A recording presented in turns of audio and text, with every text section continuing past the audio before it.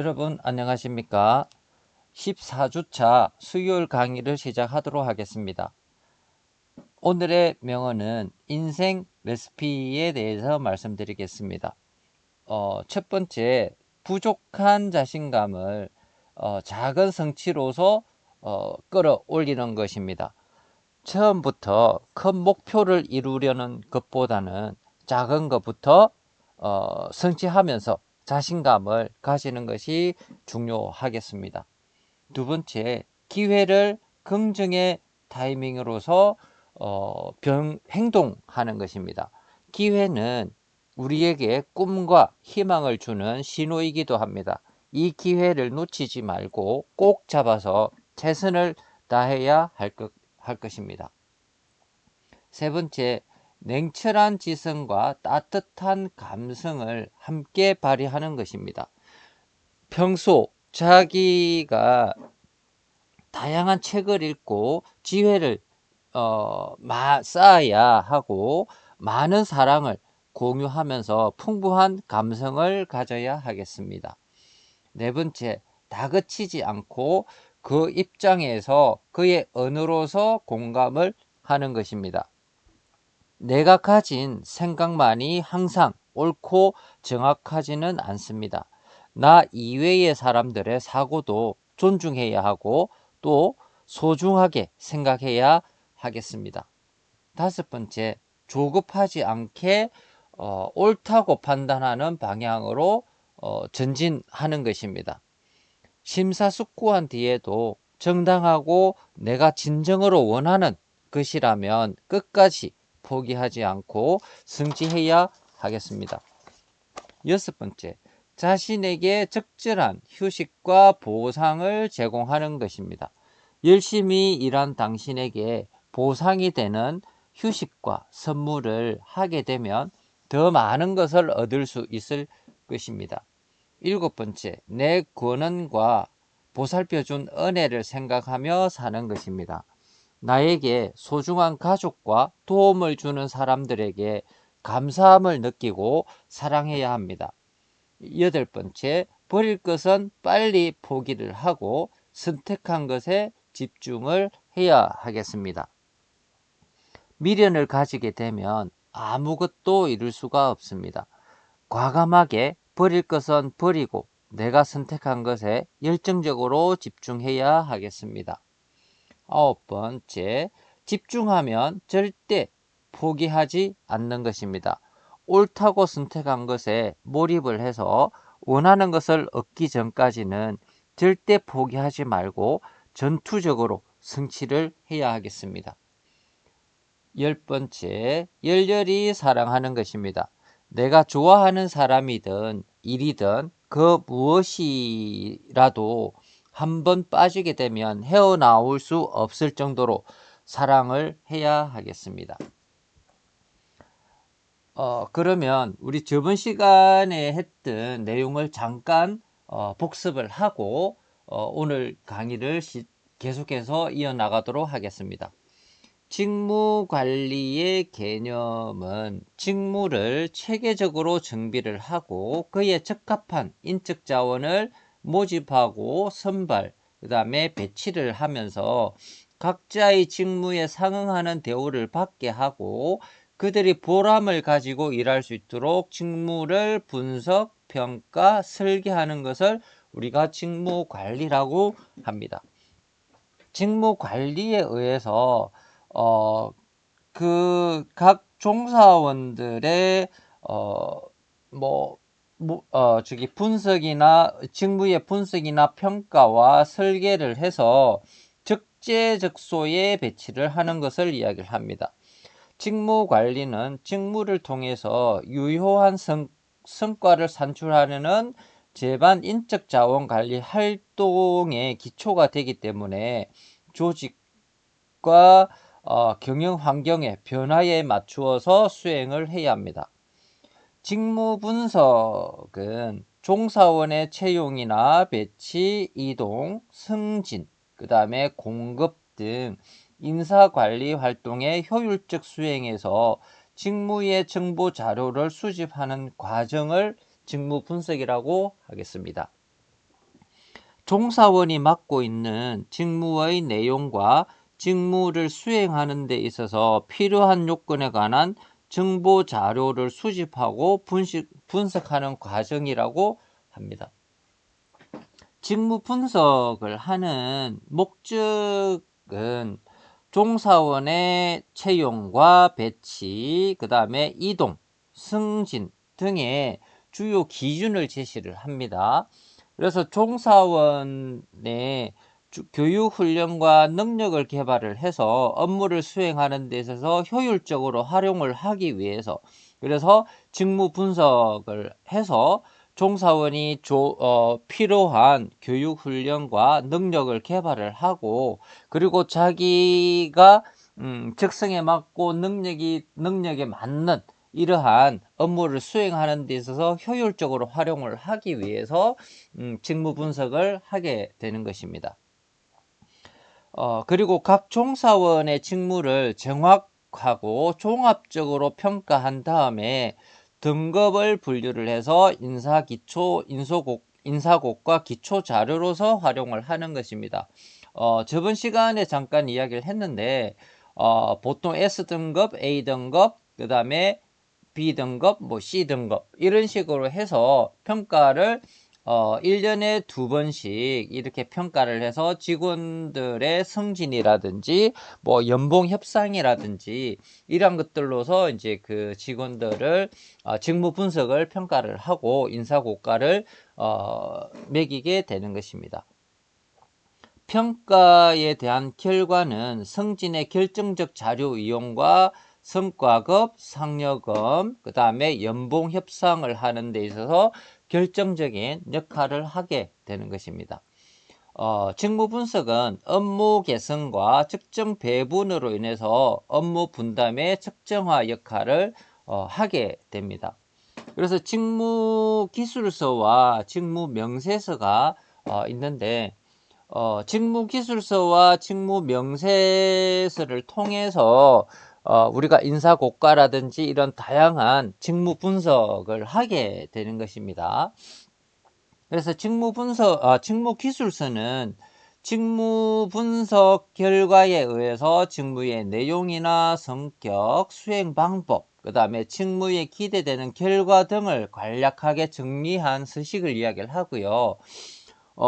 직무 기술서는 종사원이 알고 있는 업무를 분석하기 위한 것이지 업무를 분석하기 위한 것이고 업무를 평가하는 것이지 종사원을 평가하는 것을 아니다라는 것입니다. 그래서 직원이 맡고 있는 그 업무 자체를 분석을 하는 것이고요.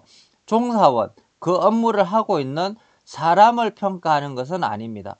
그래서 이제 직무기술서는 그 종사원이 그 직무를 수행하는 데 있어서 그 직무가 그 업무를 수행을 하는 데 있어서 A라는 업무를 하게 되면 이 A 업무를 하는 데 있어서 어떠한 자격증이라든지 학력이라든지 아니면 능력이라든지 이런 다양한 지식이라든지 이런 다양한 어떠한 능력을 가진 사람이 근무를 할 수 있는지 이러한 것들을 평가하는 것입니다. 그래서 사람을 평가하는 것이 아니고 직무기술서는 그 업무를 평가하는 것을 이야기를 하는 것입니다. 그 다음에 직무명세서는 특정한 직무를 만족스럽게 수행하는 데 필요한 작업자의 지식이나 기능, 그 다음에 능력, 그 다음에 기타 특성 등을 기술에 놓은 문서를 이야기를 하고요. 직무를 수행하는 사람의 인적 요건에 초점을 맞추게 됩니다. 그래서 간단하게 이야기를 하면 직무기술서는 업무를 평가를 하는 것이고요. 직무명세서는 그 업무를 하고 있는 사람을 평가를 하는 것을 이야기합니다. 그 다음에 직무평가는 기업이나 기타 조직에 있어서 각 직무가 지니고 있는 상대적 가치를 체계적으로 평가하고 결정하는 과정을 직무평가라고 합니다. 그래서 직무기술서 또는 직무명세서를 기초로 해서 작성이 되어지고요. 임금체계와 형태를 확립을 하고 인적 자원 관리 전반에 합리화를 가하는 데 목적을 두고 있습니다. 직무평가의 특징은 동일한 노동시장에서 유사기업과 비교를 해서 사내 임금체계의 합리화를 시키기 위한 것입니다. 그래서 경쟁사, A라는 경쟁사와 비교를 해서 우리 똑같은 직무 A 기업에 B라는 직무를 하고 있는 사람과 우리 기업에 그 B라는 직무를 맡고 있는 사람의 그 임금 체계, 임금이라든지, 그 다음에 업무 강도라든지, 그 다음에 이런 능력이라든지, 이런 다양한 것들을 그 비교 분석을 해서 임금 체계를 합리화시키는 것을 이야기를 합니다. 그래서 이제 임금 조건의 불공평성, 불규칙성을 제거를 함으로써 종사원들의 불평이 최소화된다라는 것입니다. 그래서 그러니까 종사원들이 불평이 제일 많은 것이 이제 우리가 돈이 되겠죠. 그래서 A라는 경쟁 기업인 A라는 회사와의 비교를 해서 똑같은 일을 하는데 A라는 기업은 100만 원을 받는데 우리 회사는 80만 원, 70만 원을 받는다. 그러면 그 종사원들의 불평이 굉장히 많아지게 됩니다. 똑같은 일을 하고 있는데도 임금 격차가 다르면. 그렇기 때문에 이런 불공정성, 불공평성, 불규칙성을 제거를 하기 위해서 직무평가를 하게 됩니다. 그래서 임금 관리의 단순화를 하게 되고요. 그 다음에 각 직무에 적합한 종사원을 적절하게 배치를 하게 됩니다. 그 다음에 조직 내에서 인사이동과 승진 등을 결정하는 기준으로서 이용을 하게 되는 것이죠. 그래서 직무평가를 하는 데 있어서 기본적인 요소는 숙련 요소, 교육, 지식, 경험, 판단력, 그 다음에 노력 요소에는 육체적 노력, 창의성, 기타 정신적 긴장, 그 다음에 책임 요소에는 감독 책임, 설비 책임, 원재료 책임, 그 다음에 작업 조건에는 작업 환경, 이러한 것들, 다양한 것들을 통해서 직무평가가 이루어지게 됩니다. 그래서 똑같은 회사에서 예를 들면 호텔에서 근무하는 직원이라고 했을 때 일반적인 프론트데스크에 근무하는 직원과 식음료 호텔 연회장에서 일하는 직원이라고 이제 똑같은 여기 있는 직원과 여기 있는 직원, 그러니까 연회장에서 근무하는 직원과 프론트데스크에서 근무하는 직원이 같은 동기라고 했을 때, 예를 들어서 동기라고 했을 때 프론트데스크도 물론 쉬운 그거는 아니지만, 쉬운 자리는 아니지만, 그래도 이제 육체적으로는 굉장히 좀 편하죠. 육체적으로는 이제 좀 편하고 정신적으로는 조금 힘들지만, 연회장에는 육체적으로 굉장히 많이 힘든 근무지라고 할 수도 있습니다. 그래서 대부분의 이제 사람들이 프론트 데스크를 이제 좀 선호하는 이러한 경우가 많이 있는데, 똑같은 동기가 한 사람은 연회장에서 근무하고 한 사람은 프론트 데스크에서 근무를 한다고 했을 때 나중에 승진을 할 때 저기 그 연회장에서 근무하는 똑같은 조건이었을 때, 근무를 할 때 뭐 평가라든지 뭐 이런 것들을 비교를 했을 때 거의 비슷하다고 했을 때, 비슷한 상황에서 승진을 하게 될 경우에는 연회장에서 근무하는 직원이 승진할 확률이 더 많다라는 것이죠. 프론트 데스크에서 근무하는 동기보다. 왜냐하면 육체적인 뭐 이런 그 육체적인 노력이 굉장히 많이 들어가게 되고, 그 다음에 뭐 이런 다양한 작업 환경도 좀 힘들고, 그 다음에 연회장에서 근무하는 근무 조건도 굉장히 좀 다양하고, 고객이 많을 때는 뭐 밤새도록 근무해야 될 경우도 생기기도 하고, 뭐 이런 다양한 조건들이 좀 열악하다고 볼 수가 있습니다. 그렇기 때문에 연회장에서 근무를 하면 다른 부서에서 근무하는 직원들보다 그 승진할 확률이 더 많아진다라는 것을 이야기를 드리는 거고요. 그 다음에 직무 설계를 보게 되면, 직무 설계는 조직의 효율적 업무 수행을 위해서 각 직무의 구체적 내용이라든지 직무 수행 방법, 그 다음에 조직 내 다른 직무들과의 연계성을 설계를 하는 것을 이야기를 합니다. 그래서 직무 설계의 목적은 기업 조직에 속한 모든 계층의 구성원들에게 대한 의미와 만족을 부여를 하고, 직원의 동기부여와 사기 진작, 그 다음에 조직 전체의 생산성 향상을 도모하기 위해서 직무 설계를 하고 있습니다. 그래서 앞에서 잠깐 이야기를 드렸던 인사고과 관리입니다. 그래서 대부분의 기업들은 상반기, 하반기 이렇게 해서 그 인사고과를 매기게 됩니다. 각 개인별로 인사고과를 매기게 되는데, 인사고과는 직원의 태도라든지 성격, 그 다음에 적성 등을 판정을 해서 직원의 직무 수행 성과를 측정을 하고 능력을 개발하는 제도로 이야기를 합니다. 그래서 인사고과를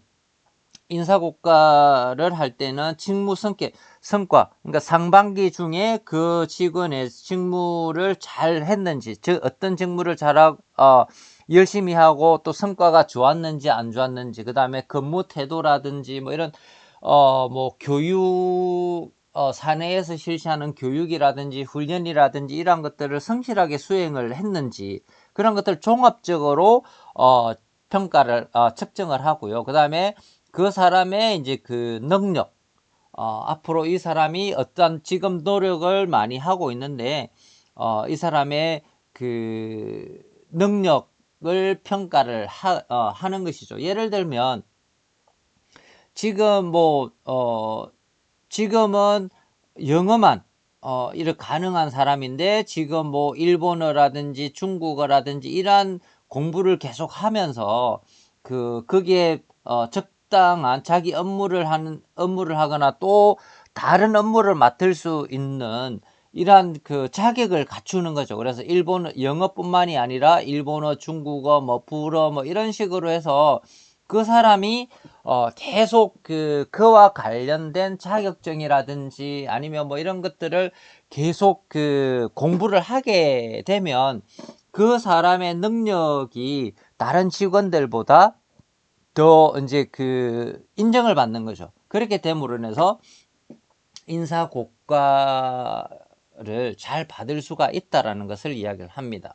그래서 종사원 개개인의 업무 능력과 수행 정도를 객관적으로 평가를 해야 됩니다. 그래서 특히 이제 뭐 인사고과 같은 경우에는 상사가 부하를 평가를 할 때, 이 직원은 나한테 잘해주니까 뭐 아부를 잘하니까 뭐 이런 식으로 해서 평가를 하게 되면 나중에 큰 문제가 생기게 됩니다. 그래서 다른 직원들도 그 사람의 뭐 이런 상사한테 뭐 아부를 잘하고 이런 것도 보이기도 하고, 같은 업무를 동료로서 업무를 하는 데 있어서 저 사람은 업무 능력도 별로고 수행 정도도 별론데 인사고과를 잘 받았다라고 하면 이거는 뭐 부정행위가 들어갔을 수도 있다라는 것을 이제 알게 되겠죠. 그렇게 되면 나중에 큰 문제가 생기니까 종사원 개개인을 평가를 할 때는 업무 수행 능력과 수행 정도를 객관적으로 모든 직원들이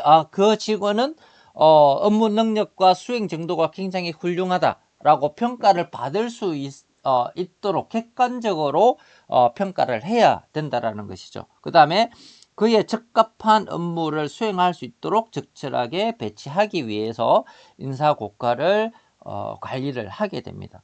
그래서 인사고과의 의의를 한번 보면 조직 내 종사원을 대상으로 평가를 하는 것을 이야기를 하고요.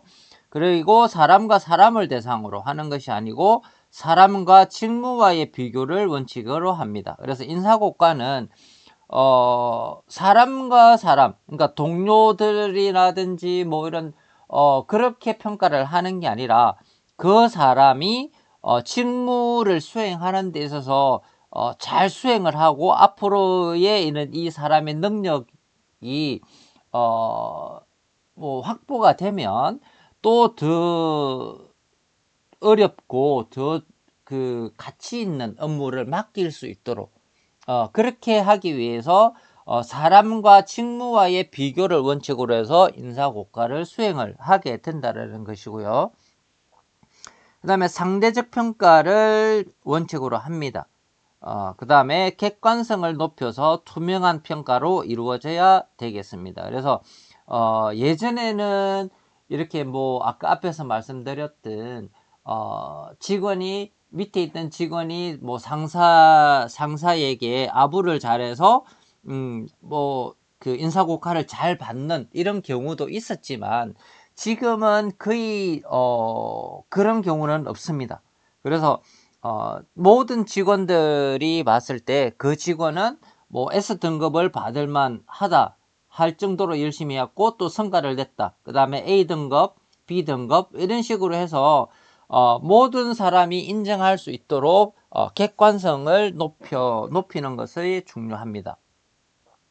그 다음에 인사고과의 목적은 기업 경영에 있어서 종사원의 가치를 객관적이고 정확하게 측정을 해서 합리적인 인적 자원 관리의 모든 결정에 기초를 부여를 하기 위해서고요. 그 다음에 인적 자원 계획을 수립을 합니다. 그래서 인적 자원 인사고과를 통해서 인적 자원이 우리 회사에서 보유하고 있는 인적 자원의 뭐 능력이라든지 앞으로 시행될 뭐 이런 다른 프로젝트라든지 이런 사업에 있어서 적절한 인적 자원이 있는지 이러한 것들도 이제 뭐 평가를 하게 되고 만약에 이런 또 다른 사업이나 프로젝트가 있다라면 인적 자원을 어떻게 육성을 하고 또 뭐 안 되면 외부에서 또 다른 뭐 그에 맞는 사람을 데려올 수도 있는 거고 이렇게 해서 인적 자원 계획을 수립하기 위해서 인사고과의 이제 목적도 있고요.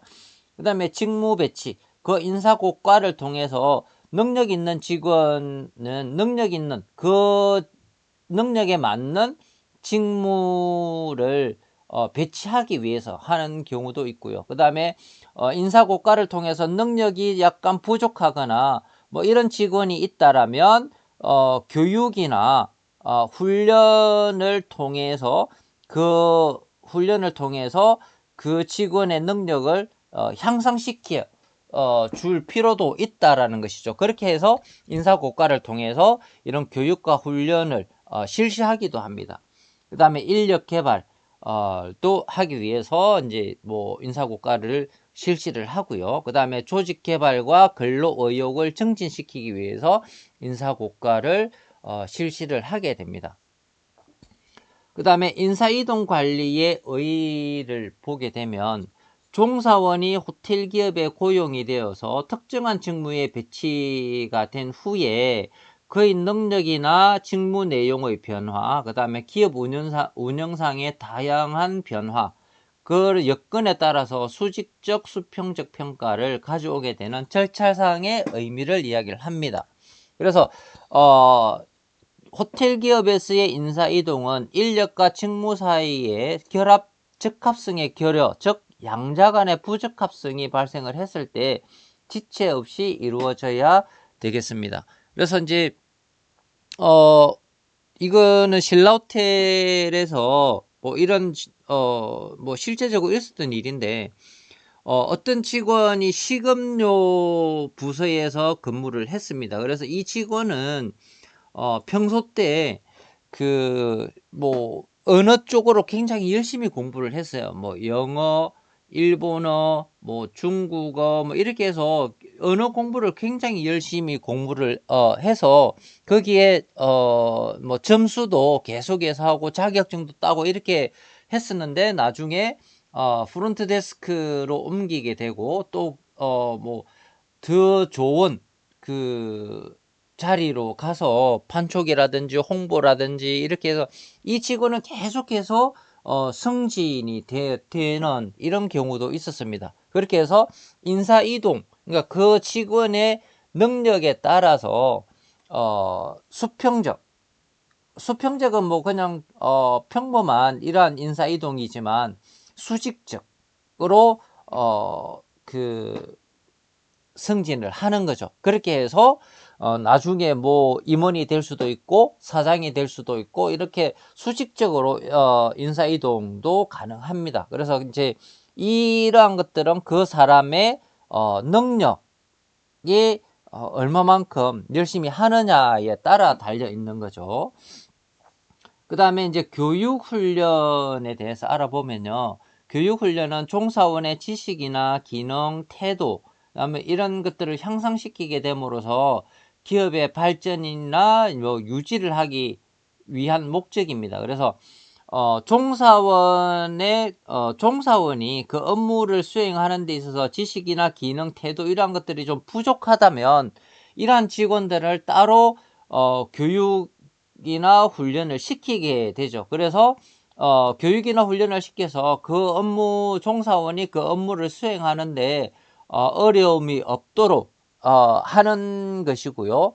또 충분한 능력을 가지고 있는 직원은 보다 더 이제 교육 훈련을 통해서 보다 더 향상을 시키기 위한 것이기도 합니다. 그래서 좀 능력이 부족한 직원은 그 업무를 잘 수행할 수 있도록 어느 단계까지 올리는 것을 이야기를 하고 또 능력이 좀 많이 있는 직원은 더 많이 그 능력을 향상시키기 위해서 교육 훈련을 하기도 합니다. 그래서 업무 능력을 향상을 시키고 계속적으로 발휘할 수 있도록 인재 육성을 위해서 교육 훈련을 실시하게 되는 것입니다. 그 다음에 종사원들의 자기 개발 욕구를 만족을 시켜서 자기 발전의 기회를 스스로 발전시키는 계기가 됩니다. 그리고 종사원들이 자기 개발 욕구를 해야 되는데 그렇지 않고 회사에서 이렇게 교육 훈련을 시켜서 내 능력을 향상시켜줘 이런 경우는 그렇게 많지는 않습니다. 그래서 종사원 개개인이 자기 개발을 스스로 이렇게 계속 하다가 보면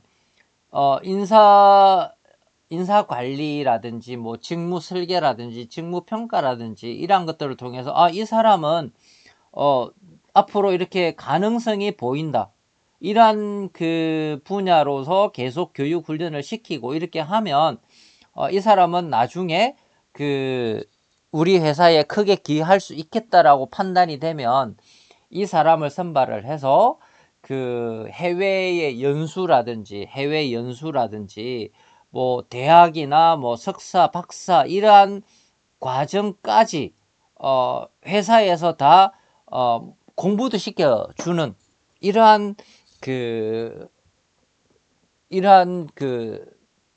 프로그램이 있습니다. 그래서 종사원들이 스스로 이렇게 자기 개발을 하고 있으면 그것은 뭐 나중에 기업에서도 그것을 그 사람의 능력을 알아서 회사 돈으로 그 사람의 뭐 공부도 시켜주고 연수도 시켜주는 이러한 역할을 하게 되는 것입니다. 그래서 자기 개발이 굉장히 중요하다고 할 수가 있습니다. 자기 스스로 자기 개발을 할 수 있는 이런 역할이 중요하겠죠.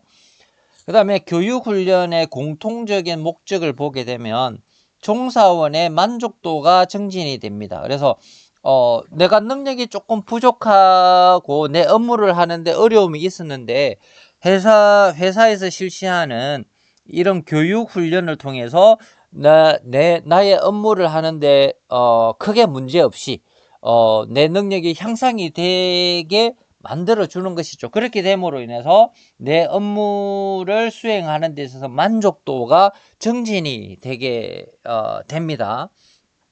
그 다음에 퇴직에 따른 비용 절감이 될 수도 있습니다. 그래서 그 직원이 일을 하다가 능력이 부족해서 회사를 그만두는 경우도 있고 뭐 이런 경우가 많이 있는데 그 회사를 그만두게 되면 뭐 일을 하던 사람이 회사를 그만두게 됨으로 인해서 또 다른 직원을 뽑아서 교육 훈련을 시키게 되면 또 다른 비용이 들기도 하고 또는 퇴직하려 능력이라든지 이런 다른 업무를 맡을 수 없는 이런 직원이 퇴직을 하는 것을 막기 위한 것도 있습니다. 그래서 A라는 업무를 맡고 있다가 B라는 업무를 수행을 해야 되는데 이 사람이 수행을 할 수 있는 능력이 부족하다. 그러면 B 업무를 수행할 수 있도록 그 교육 훈련을 계속해서 시켜서 교육 훈련을 해서 B 업무를 맡을 수 있도록 이렇게 지원을 해주는 것이라고 하기 위한 목적도 있고요. 그 다음에 업무 수행에 필요한 지식과 기술 수준을 보급을 합니다. 그래서 업무 수행을 하는 데 있어서 그 업무에 필요한 지식과 기술 수준을 보급을 하기 위한 목적도 있고요.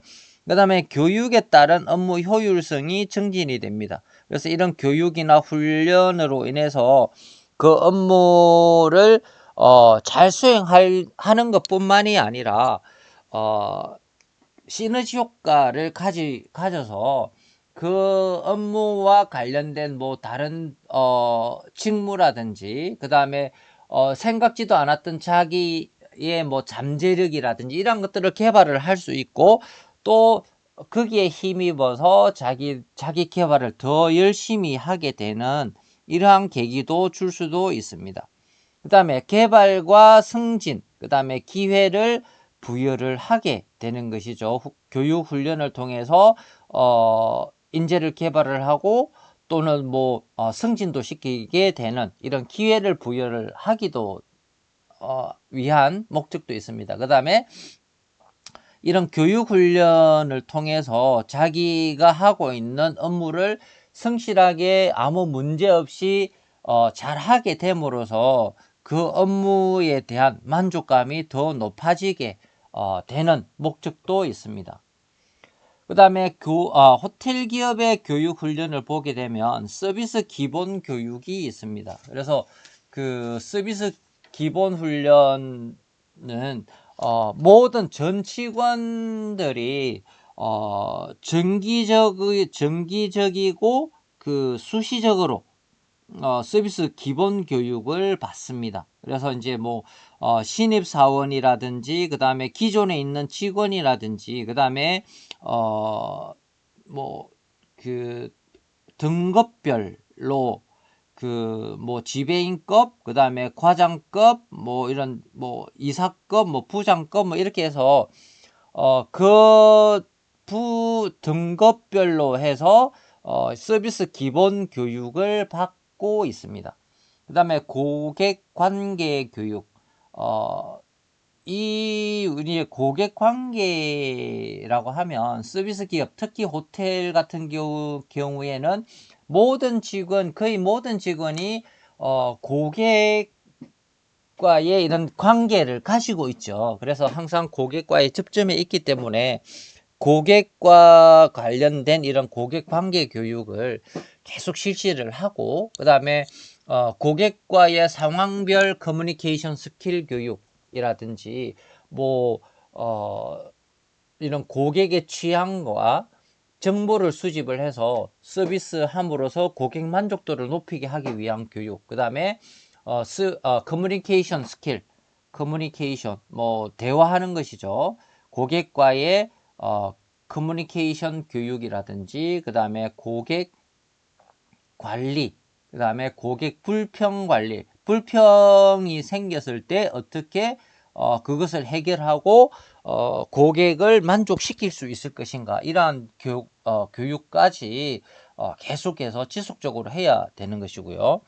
그 다음에 직무 역량 교육입니다. 그래서 종사원들이 맡고 있는 직무에 충실할 수 있고 원활하게 수행할 수 있도록 교육을 하는 것입니다. 그래서 뭐 직무 매뉴얼 교육이라든지 업셀링과 크로스셀링 교육, 그 다음에 서비스 우수 사례, 실패 사례 교육, 그 다음에 롤플레이를 통해서 서비스 교육과 뭐 이런 외국어 교육까지 이렇게 다양한 직무 역량 교육을 하고요.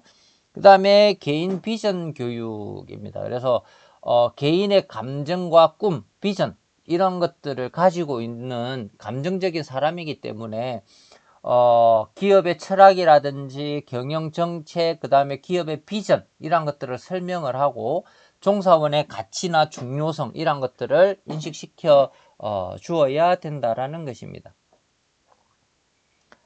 그 다음에 교육훈련 유형을 보면 계층별 교육훈련, 그래서 앞에서 이야기했던 뭐 신입사원이라든지 뭐 기존에 있는 직원이라든지, 그 다음에 지배인급, 뭐 그 다음에 과장급, 그 다음에 부장급, 뭐 이렇게 해서 임원급, 이렇게 해서 이런 계층별로서 이렇게 교육을 따로 수시로, 그 다음에 지속적으로 정기적으로 이렇게 교육을 실시를 하고 있습니다.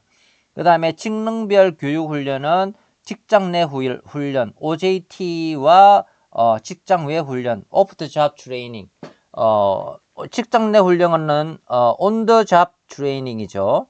근데 온 더 잡 트레이닝과 오프 더 잡, 그러니까 직장 외에 하는 훈련이 있습니다. 그래서 직장 내에서 하는 훈련은 주로 이제 그 상사와 함께 상사라든지 아니면 그 선배 직원과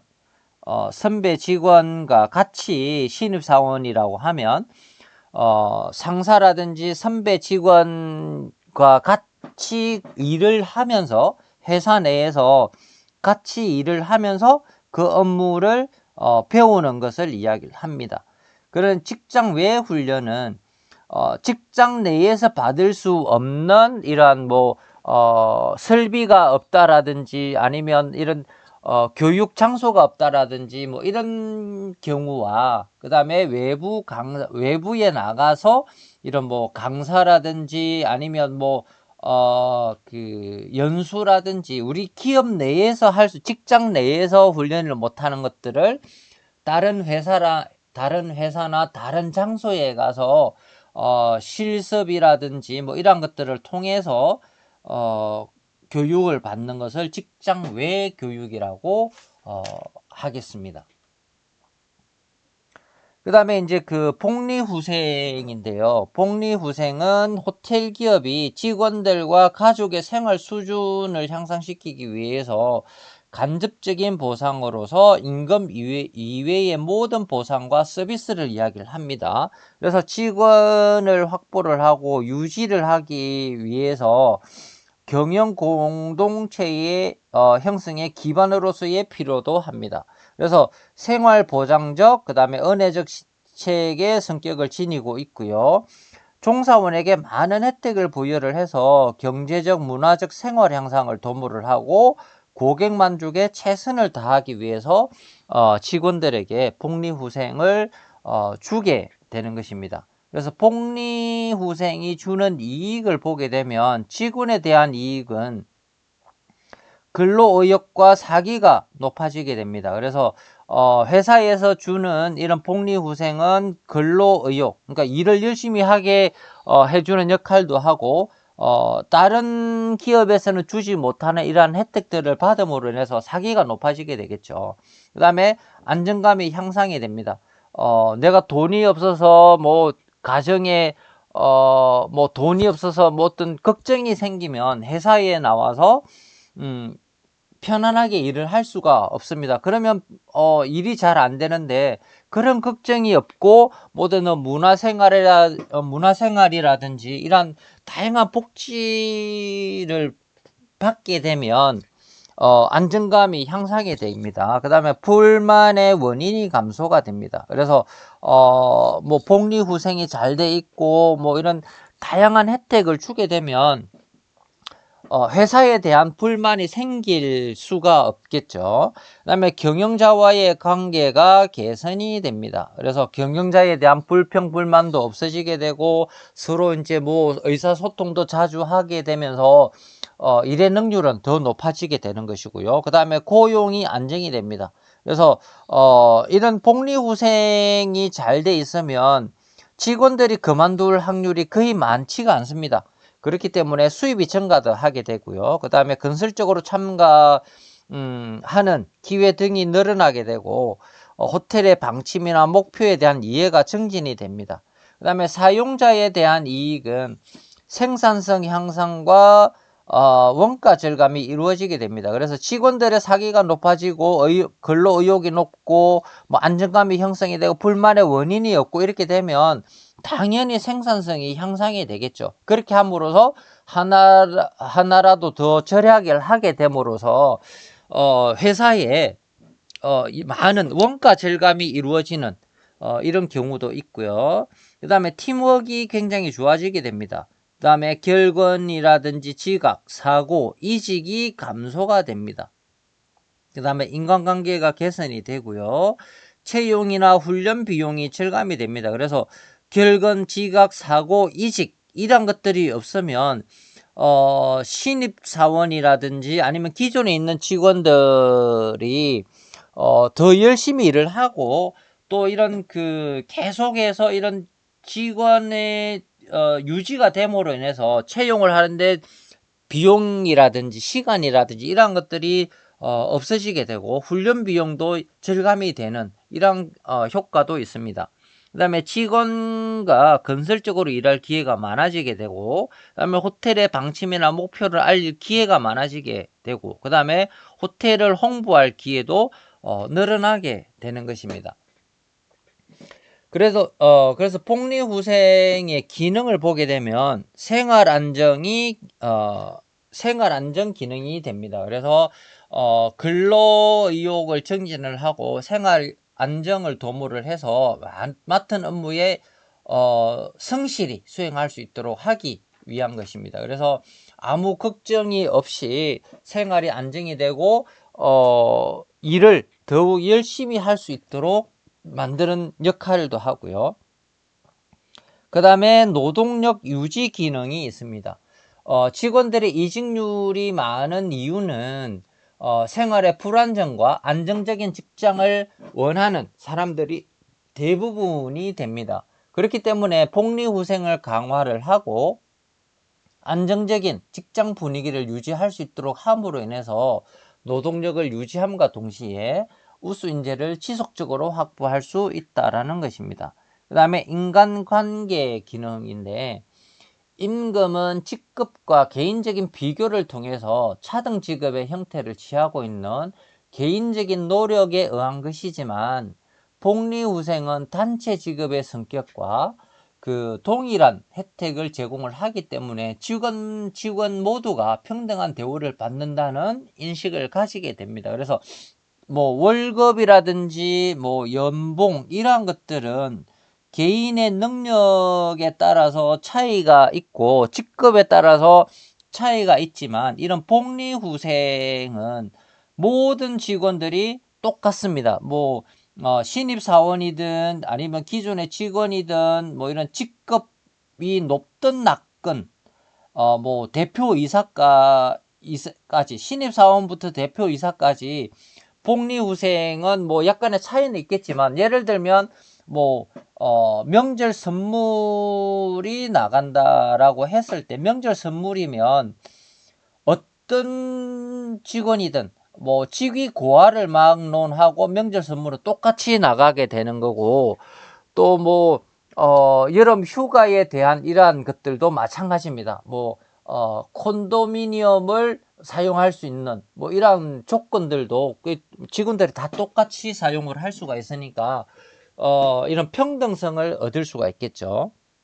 그 다음에 협조적 노사관계 조성 기능이 생기게 됩니다. 그래서 이런 복리후생이 잘 돼 있음으로 인해서 그 노사관계도 더 좋아질 수밖에 없겠죠. 그 다음에 복리후생의 유형을 보게 되면 법정 복리후생이 있고 법정 외 복리후생이 있습니다. 그래서 법정 복리후생은 국가의 사회 보장 정책의 일환으로 인해서 법률로서 실시함으로써 의무화하는 복리후생을 이야기를 하고요.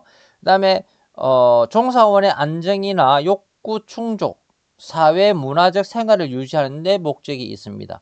그 다음에 사회 4대 보험, 이거는 우리가 정식 직원이 된다라고 하면 4대 보험은 의무적으로 들어가야 되는 것입니다. 그래서 의료보험이라든지 산업재해보상보험, 그 다음에 연금보험, 고용보험, 이 뭐 우리가 4대 보험은 어느 기업이든지 똑같이 의무적으로 해야 되는 것입니다. 그래서 법적으로 이거는 정해놓은 것이기 때문에 의무적으로 해야 되는 거고요. 그 다음에 퇴직금 제도, 유급휴일, 휴가제도 이런 것들도 의무적으로 법적으로 이렇게 명시가 되어 있기 때문에 모든 기업들은 여기에 대한 것들은 다 의무적으로 실시를 해야 되는 것입니다.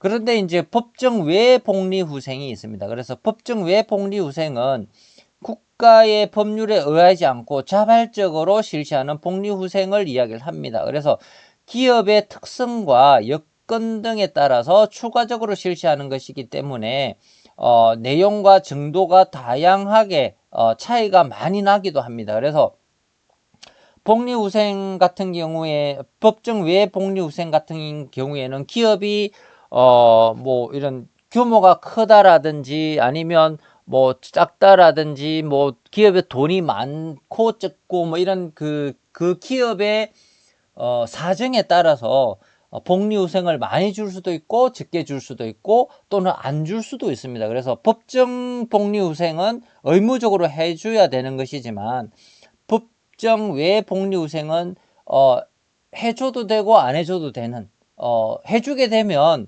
직원들의 사기가 높아지게 되고 뭐 일을 더 열심히 하게 되겠죠. 그 다음에 뭐 경쟁 기업에 대한 이런 그 프라이드를 가질 수도 있고요. 이런 다양한 직원들에게 다양한 이런 혜택을 줌으로 인해서 기업의 성장이 더 좋아질 수고 성공을 하는 데서 더 좋아지게 되는 그러한 효과도 있습니다. 그래서 뭐 보너스라든지 뭐 명절 선물이라든지 휴가라든지 뭐 이런 다양한 혜택들을 그 기업의 그 기업의 사정에 따라서 달라지게 된다는 것이죠. 그래서 우리가 뭐 대기업을 뭐 대학생이라든지 뭐 취업하려는 사람들이 대기업을 선호하는 이유가 다 이거 법정 외 복리후생의 이제 매력을 느끼게 되고 이러한 것들을 통해서 회사가 좋다 안 좋다 뭐 이렇게 평가하는 경우도 있습니다. 그래서 대기업을 선호하는 이유가 뭐 이런 것들도 많이 작용을 한다라는 것이고요. 그래서 이제 법정 외 복리후생을 보게 되면 주거 지원, 그러니까 뭐 사택이나 기숙사 뭐 이런 것들, 그 다음에 주택을 사게 되면 뭐 대출도 아주 그 이자율이 아주 적게 해서 대출을 해주는 기업들도 많이 있습니다. 그 다음에 생활 지원, 뭐 급식 관계라든지 구매 자녀 학자금. 그래서 우리나라 대기업 같은 경우에는 자녀들의 그 대학 학자금까지, 대학 등록금까지 학자금 4년 동안 그 학자금도 다 그대로 100% 다 지원을 해줍니다. 그래서 공무원 같은 경우에는 학자금이 안 나오죠. 고등학교까지만 나오고 대학 학자금은 안 나옵니다. 그렇지만 대기업에는 대학 4년 동안 학자금이 다 나오게 되는 이러한 것들도 굉장히 직원들의 복리후생에 있어서 굉장히 큰 부분이라고도 할 수가 있습니다. 그 다음에 공제 금융 지원, 그 다음에 의료 지원, 그 다음에 문화생활 레크레이션 지원, 이런 것들도 많이 지원을 하고 있습니다.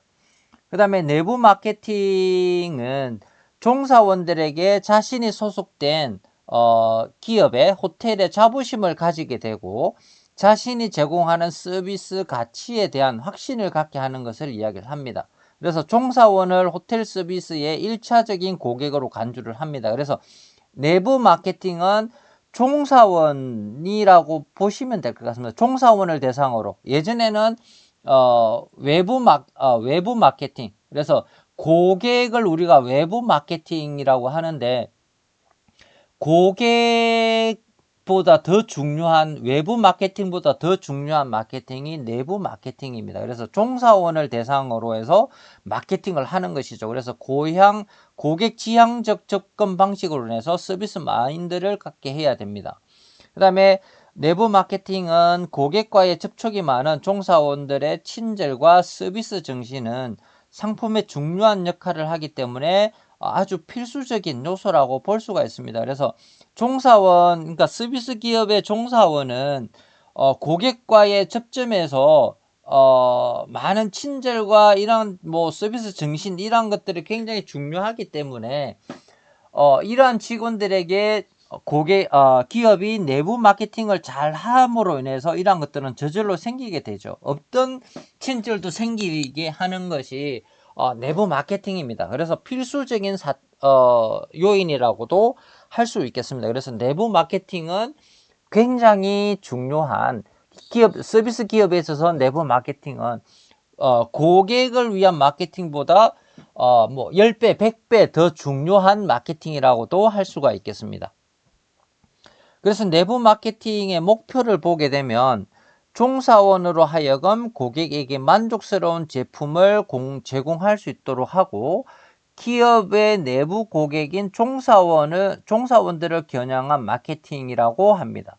그래서 서비스 문화를 확립을 하고요. 인적 자원 관리에 있어서 마케팅적 접근법을 개발을 하고 있습니다. 그 다음에 직원에 대한 마케팅 정보를 유포를 하는 것을 목표로 하고 있습니다. 그래서 내부 마케팅은 굉장히 서비스 기업에 있어서 내부 마케팅은 굉장히 중요하고 그 기업의 승패가 갈려 있다고 해도 과언이 아닐 정도입니다. 그래서 고객을 대상으로 하는 마케팅보다 종사원을 대상으로 한 내부 마케팅이 굉장히 중요하다라는 것을 말씀드리겠습니다. 그래서 오늘 강의는 여기까지 하고 마치도록 하겠습니다. 오늘도 수고 많이 하셨습니다. 감사합니다.